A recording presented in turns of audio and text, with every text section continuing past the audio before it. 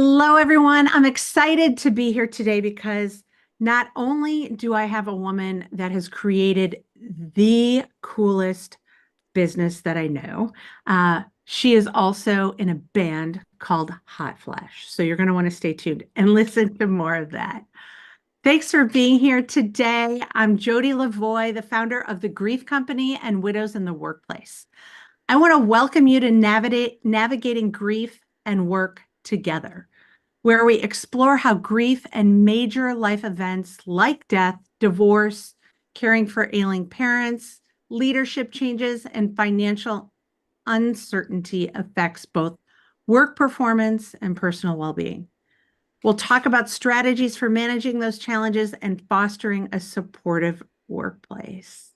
And today, specifically, we're going to focus on the role of technology in supporting grief. So I introduce the infamous Emma Payne. Welcome, Emma. Thanks for having me, Jody. I don't know about infamous, but Of course, absolutely. And I am Emma and I met, gosh, it's been a few years ago now, through a mutual friend, a college friend of mine, and I believe a local friend that Emma knows, Sam Blackman. So thank you, Sam, for this introduction from a years ago that is still going on today and a connection we have. So Emma, why don't you just tell everyone a little bit about you? What led you to be doing your work with the company that you founded, which is called Help Text? sure. I, like you, certainly didn't imagine that this is the work that I would be doing. But it's also like living at the center of my own Venn diagram. I've never been more proud of the work that I'm doing. Um, so I had about 20 years experience building web and mobile communities for lots of different things, youth voter registration, caregiver coordination, things like that, suicide prevention. And then my friend died, and he asked me to speak at his funeral, which of course I agreed to do. But it was a big ask because this friend was the best friend and also second cousin of my husband, who had died by suicide a decade prior. So essentially, what I'd agreed to do is fly across the country, stand in front of a few hundred people, many of whom I had not heard from in a decade. And so from the moment I sat down in my pew all the way through the pub night and the weekend, I heard some version of, I'm so sorry I didn't reach out back then. I didn't know what to say. Then too much time passed and I felt embarrassed. It's the first time I knew anyone who had died, things like this. And so on my plane ride back to Seattle, I just thought, this is crazy. I spent 10 years not hearing from people. And because Barry died by suicide, I think I became particularly proficient at inventing reasons in my head for why that might be. I blamed myself, all of these things. But at the same time, it turned out 100 people had spent that same decade genuinely feeling badly. So there had been an opportunity for connection and support that instead was a very painful vacuum for lots of people. And I just thought there has to be, what's like the easiest way to solve that? What's the simplest thing that I could do with my skill set at being like mobile and tech and so on? And so I just thought it has to be text. When people are grieving, when it was me anyway, I couldn't tie my shoes, never mind read a book. Surfing the web was actually quite scary and overwhelming, but you could still get text. So I kind of, on my plane ride, mapped out an idea that we would text expert grief support to people who are grieving, and we would tailor it based on cause of death and age and so on. If they're at work, we'll send them messages for navigating grief at work. If they have young children, here are ways to talk about the children. Just how tailored can we make it, and how expert can we make it, and how simple can we make it? And then, because of my experience at the funeral, every subscription would include support for friends, family, the manager, colleagues, cousin, boyfriend, people who do care, but they're just frozen. They don't know what to say. Wow. So, So yeah, much so what you just said. Oh my gosh. it was kind of like, honestly, as I was mapping it out, it was a long flight from Toronto to Seattle, so it gave me 5 hours, but I assumed that once I landed at SeaTac, I would get on Wi-Fi and see that there was already a million of these things out there. But instead, it was 2015 and there was nothing. So yeah, so started building it.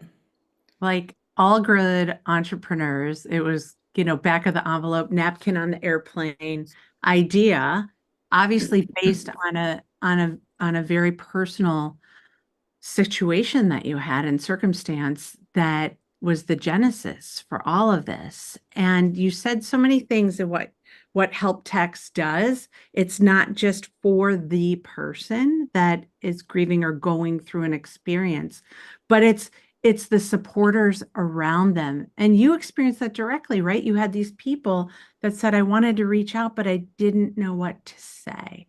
Yeah. So how do And you that's what we help hear. Yeah, people? I mean that's what we hear all day and every day, constantly.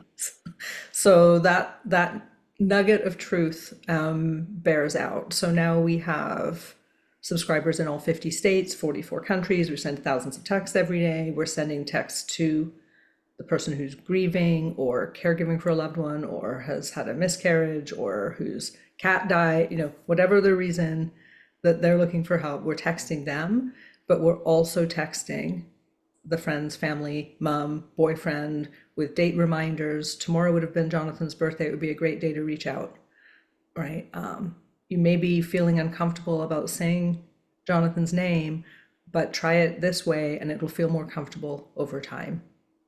And so it's just the feedback that comes back from people about that, what it is when your boyfriend, mom, sister, manager, best friend have a little bit of coaching, is that it just makes grief a lot less isolating and you feel more supported, and then you're going to traverse through it in a really healthy, good way. It's still hard, but it's a Yeah. lot less hard if you have people with you. Absolutely. And that's, you said you've heard it so much, people don't know what to say.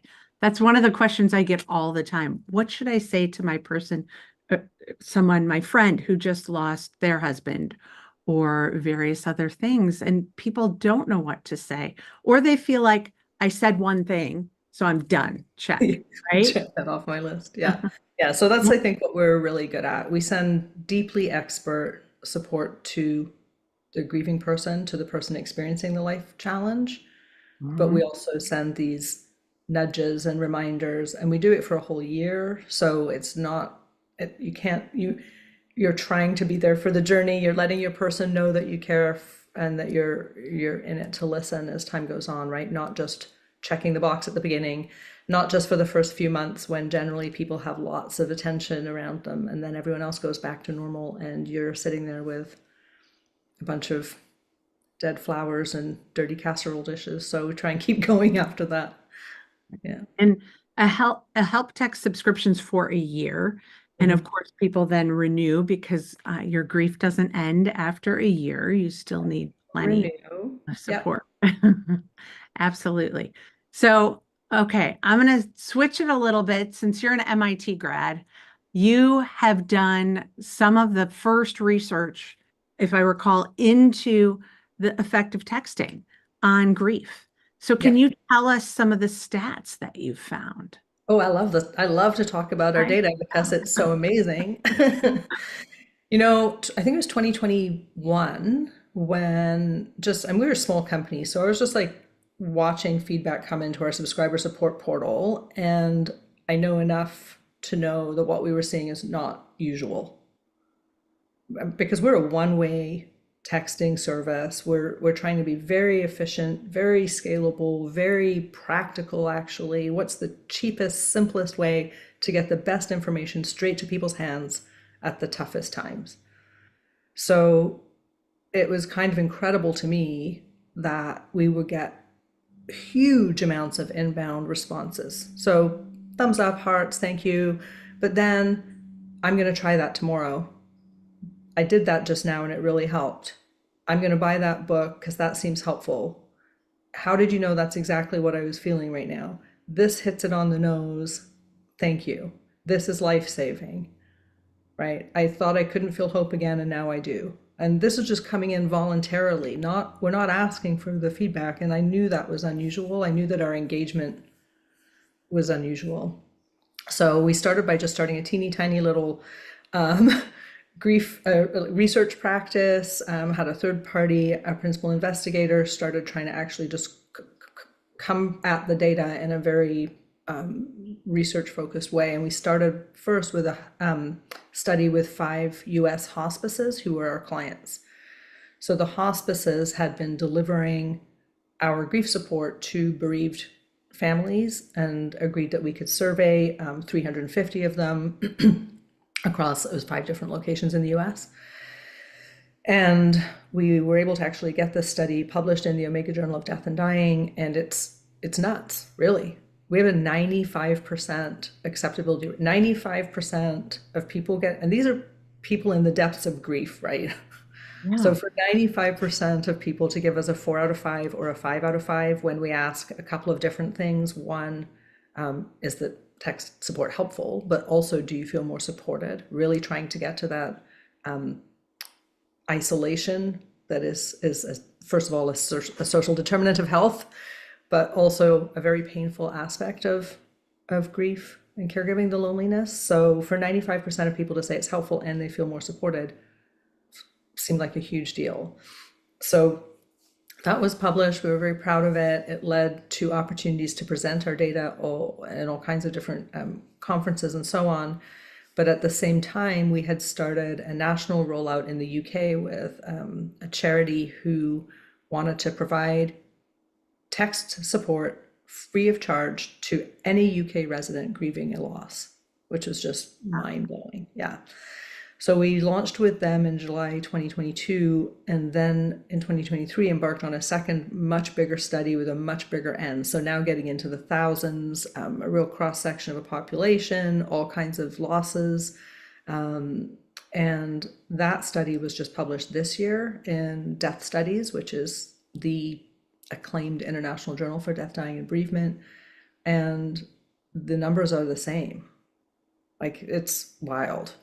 So yeah, kind of this 95% acceptability. After 6 months, after 6 months, 90% of people are still choosing to get texts, even though they can just text stop. So the retention rate very high, still 86%, I think, after a full year. So there's the acceptability and retention rates, but then what started to get people's attention was what I originally thought was interesting, was the engagement in the first place. Because our numbers are even higher than that with men and seniors, for example, populations that are typically quite difficult to build a connection with. So just the fact that we see these super high engagement rates starts to be very interesting for all kinds of healthcare providers, seniors associations, area agencies on aging, people who are trying to encourage healthy behavior and provide deep support to their employees, to their clients, so on. So yeah, pretty proud of that research. Thanks for And asking. you should be. It's incredible. And here, when you're a grieving person, you're home alone. You're right. Going on Google and trying to figure out what's all out there is completely overwhelming. And then here, this easy, digestible nugget comes to you on your phone. And if that's not a good time for you, you can look at it in an hour.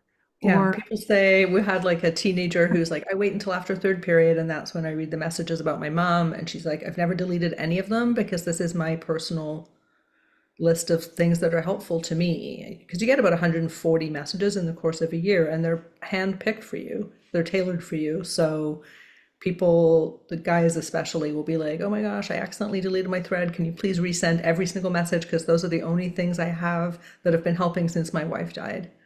wow. So I think it's not, I am certainly not unique in not being able to read when I was grieving. One thing would just blend to the next thing. I couldn't get through a book for at least the first year.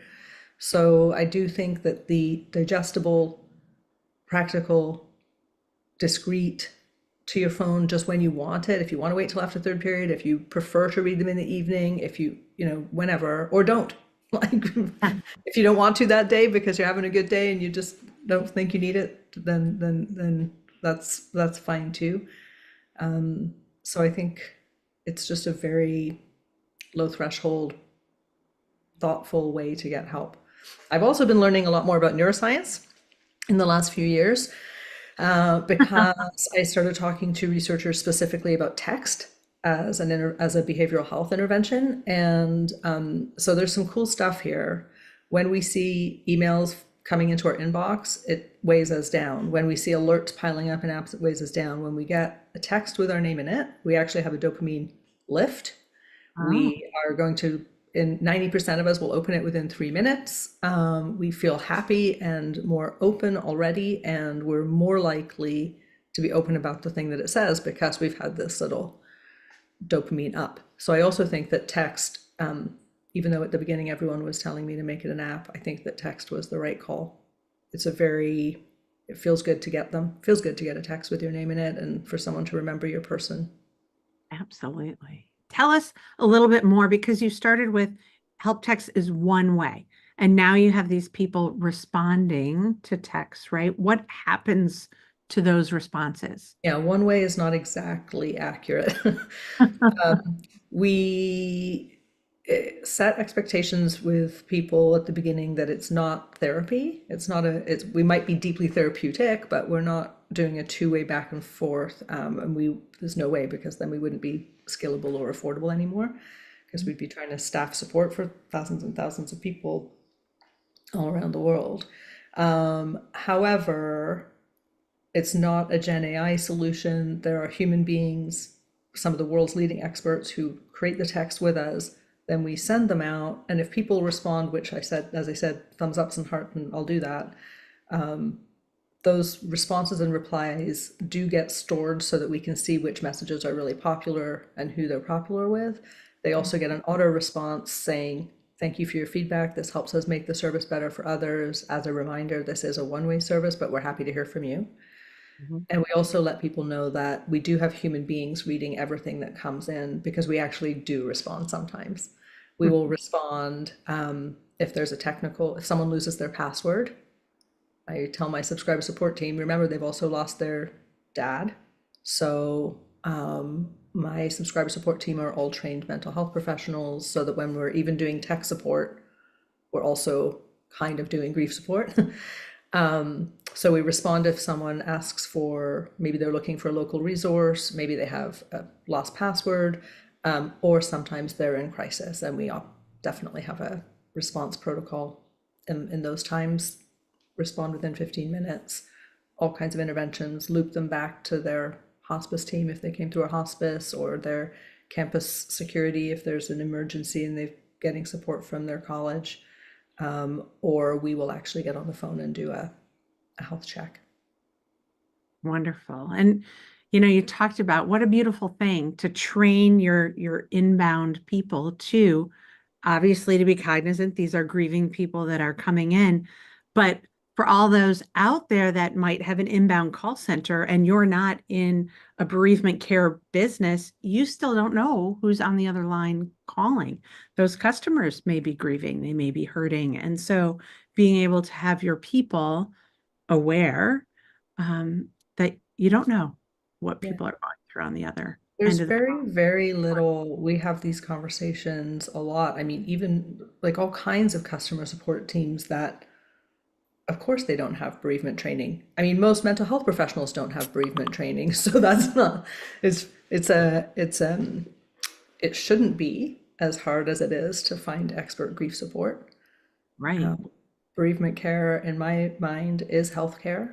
When we're grieving, we're at increased risk for everything you can think of: illness, hospital visits, depression, anxiety, sleep issues, substance misuse, workplace accidents, absenteeism, leaving our jobs, divorce. I mean, everything. Right. So it is, to me, clear that bereavement care should be healthcare, that we should just make sure that we're providing support at this time when we are vulnerable. We're all going to experience it. We're vulnerable and likely to end up having all kinds of other things that will cost the system overall money, and not to mention be difficult for us. So it's much easier to just understand that bereavement is a time in our lives when it's nice to get a little extra support so we can navigate along in a healthy way. Absolutely. And you raised so many things about bereavement because people automatically go to death. Yeah, when someone dies, that is the state you're in, and kind of that's it. Put it in that box. And we know, and bereavement, grief, it affects everything. It affects a change in leadership at your company. It affects a financial change in your home. It affects divorce. It affects a breakup with a significant person in your life. There's grief that touches all of us and a significant percentage of the population at the same time. And oh, by the way, those are your employees too that are Mhm. having all of Well, the even if we just focus on death of a person, 37% of US employees are recently bereaved. So 37% of your employees have had someone close to them die. And if they're not getting any support, which they're probably not, then they're at risk for all the things that we just talked about: health outcomes, mental health outcomes, workplace accidents, absenteeism, all of these things. But they're also going to be incredibly loyal if they get good, kind support from the manager, from their absolute. company as they come back. But yeah, I mean, that's just death after a person dies, which is also where we began. So Help Texts was originally actually called Grief Coach, and we just did grief support after a person died, but now we've expanded into all sorts. It's like, hey, if we can do that really well, then there's a lot of other things that we can do. So we launched Help Texts for healthcare workers facing burnout and fatigue. So we now work with providers who are trying to support their doctors, nurses, RMTs, chaplains, counselors, social workers. It's all occupation aware, with support for things like sleep if you're a shift worker, what kinds of deaths are you seeing, how to talk to families after the patient dies, things like that. Then we launched help texts for caregivers because our clients were like, hey, instead of waiting until the person dies, it would be nice if we could offer them support at the time of diagnosis, because obviously there's anticipatory grief and patient care and all the things that come along with caring for someone who's dying. So we now have a few years of support tailored based on diagnosis, relationship, and so on, all the way through end of life and then transitioning to bereavement. In 2023, we launched a pregnancy loss service, which is really a big one for employers. Big one, because it's so difficult to know what to say and do for our employees, and it's a sadly it's a common experience.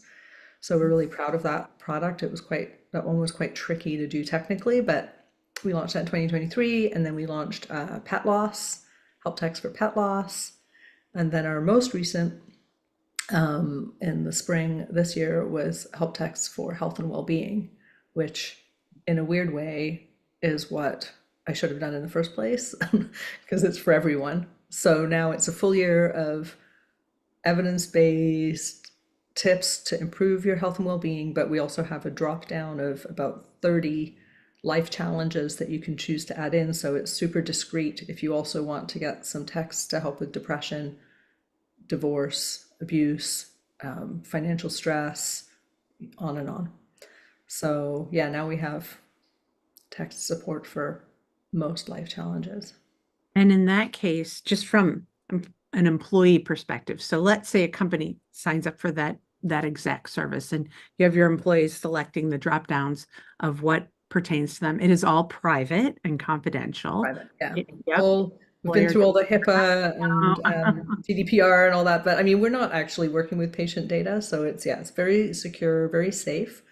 Mhm. Now, these days, I'm often getting companies that won't even take the meeting if there's like if it's a Gen AI Wow. sending out the text, because we're heavily vetted, so not everything that goes out is safe and carefully reviewed and so on.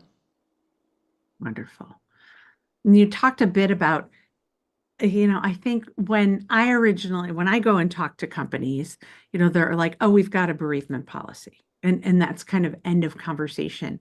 And bereavement policies have morphed and changed and really grown up as technology has changed, additional supports have changed, and there's such a broader breadth of way you can serve your employees. And obviously help text is one of them, but bereavement policies and care go beyond 2 EAP visits and 5 days off.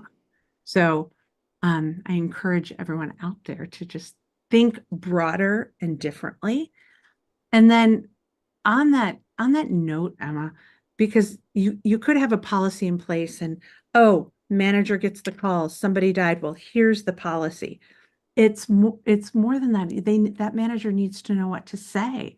They need to know how to welcome that employee back to the office. They need to know what to say in a month, in 3 months. And so to have that kind of support too and coaching through help text is is helpful. Yeah, Managers I mean, so back to my original experience and talking to 100 people who didn't know what to say and do, and how isolating that is for the person.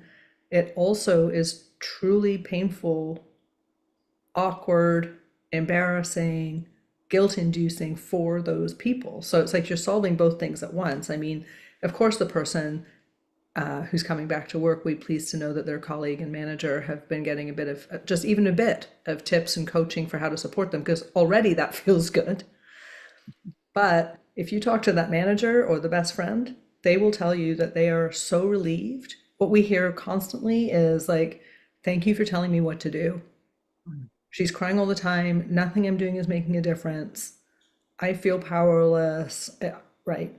So it's usually relief from the manager, from the husband, from the brother. Like they're just relieved that someone is giving them clear guidance on what to do. That's wonderful. And I don't think that's something that comes immediately to mind for people. No, it's funny, like, but Oh, it's, and I mean, it's not just that, but it's I don't know. We had a woman who had dropped out of university after her best friend and roommate died, and the parents were just, nothing we're saying is making a difference. It just feels like she's falling off a cliff. We don't know how to help. Nothing is working. Da da da da da.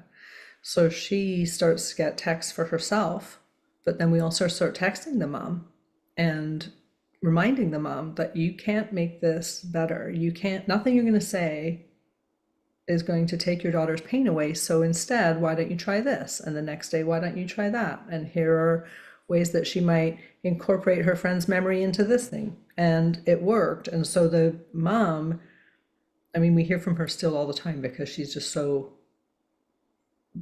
grateful. But before she was grateful, she was relieved. huh.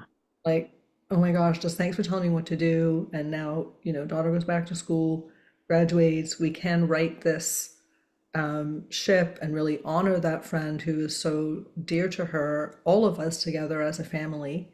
And by doing that, she can know that her friend's not forgotten and look for ways onward. Yes. And that's one of the first things people say, I'm so sorry, what can I do for you?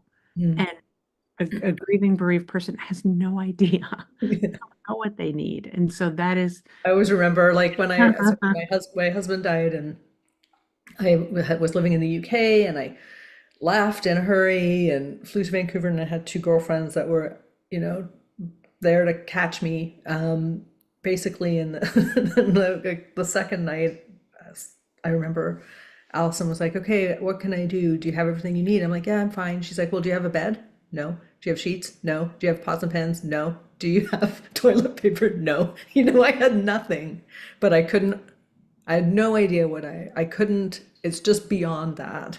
So again, I think that's why practical, simple text with actual suggestions, and we have a text that actually says that early on to the supporters. Think of something that you can do easily and over time and just start doing it. So, do you live nearby? Just tell your friend that you're going to take care of bringing out the garbage and recycling for the next couple months until she tells you she doesn't need it, or all year if you want, whichever. Just, can you pick the thing that you're going to do? Just do it, because asking them what they need won't probably bear fruit. yeah. And that was one of the best gifts I received after my husband died. a dad from one of my daughter's classes just showed up to snow blow my snow all winter Oh, long for 7 years. wow. Years. It was so nice and so beautiful, Because and I people are really good. Like appreciated that's that. it, it's so I love and because the other thing that we see and the reason I love my work as much as I do is that people think it's sad to do this and it's not. Mm-mm. People are good.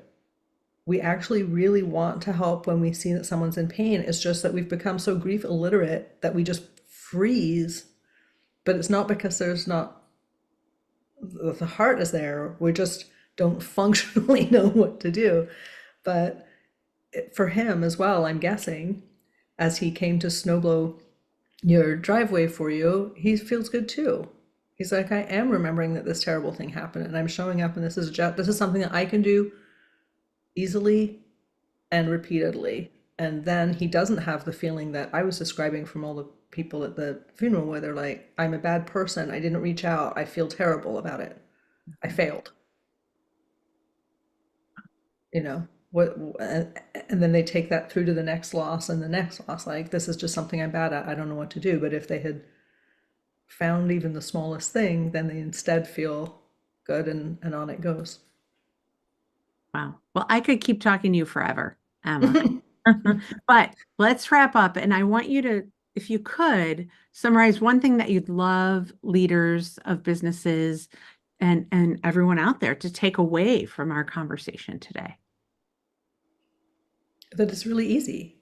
It's very easy. It feels complicated and daunting, but actually it's quite easy to support a grieving employee when they come back in really practical, thoughtful ways that will keep that employee actually more productive than if you do nothing, feeling more loyal and supported than if you do nothing, and your managers and colleagues will thank you for giving them as well simple direction and tools and support.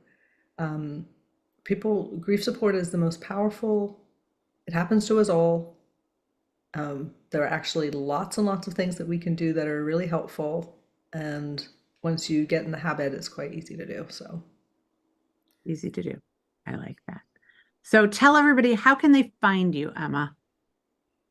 yeah, we're at helptexts.com. Great. Plural text, help texts.com.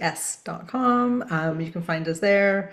We're all over social. I'm sure we can drop all those handles in here as well. And a whole year subscription is $99. Takes about 3 minutes to sign up, and you literally get your first text right away. And then we'll just keep coming to you all year long and help you navigate the tough thing that you're going through. So yeah, helptext.com, super easy. That's it. Thank you, Emma. Thank Thank you you. so Thanks for having me, much. Jody. Have a great day. Thanks.